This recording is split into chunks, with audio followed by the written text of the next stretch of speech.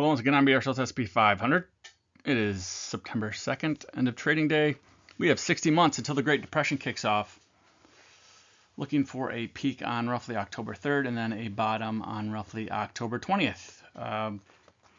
Basically, the appeals court sent the tariff discussion onto the Supreme Court, which will be ruled on in mid-October, which was right in line with where the model saw the highest volatility coming up.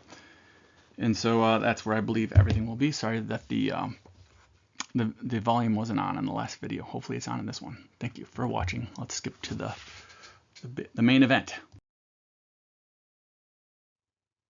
So the red line peak model has a beautiful 1, 2, 3 going out to roughly October 3rd. So I think the markets will hit a peak on October 3rd. And then they're going to, all of a sudden, the VIX will take off into roughly that October 20th bottom. So again, October 3rd is where I'm looking for the major peak. So we could just start forming like some kind of 5-wave up movement up into October 3rd. And it may be kind of stealth, right?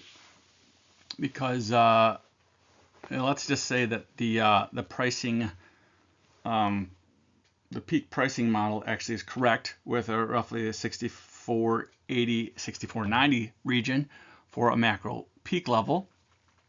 That means that the reset wouldn't occur until we finally bottom out, which looks around October 20th. So it would be some kind of 5-wave move up, maybe. It's looking like, right, from the early August low or something like that, where we have some kind of maybe a weekly 5-wave movement into the end of week October 3rd for a peak, and then we have a crash window into roughly October 20th. Let's move to the bottom model. Nothing has changed here. I haven't really updated this, but still showing roughly that October 20th. So that's where I believe that the major bottom will be. And lo and behold, that's roughly where the tariff decision by the Supreme Court lies. What do you know? Historical data is predicting the future once again. I know it goes against a lot of what people believe and think, but the model was actually predicting this before it occurred again, right? Just like in mid-June, the model at the end of May was predicting that there'd be a major bottom around June 24th in markets, and that's exactly what happened.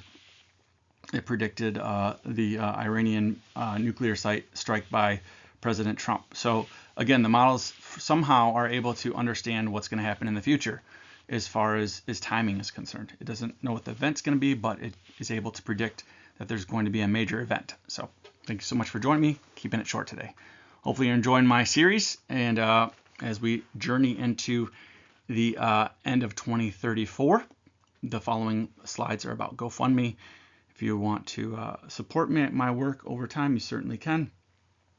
But obviously, I think a lot of people want to see how the prediction goes into end of 2030. Maybe I'll get a bunch of, sorry about the phone thing there. Maybe I'll get a bunch of donations at the end of 2030, and maybe a bunch at the end of 2034. I don't know, but I'll leave that in the Lord's hands and see where he takes all this. So thank you so much for following me. Until next time, take care. Again, this is just a snippet of the GoFundMe page. I didn't want you to forget that, so thank you. And please bookmark it, whatever, and watch it over the next decade or into late 2034. Thank you so much.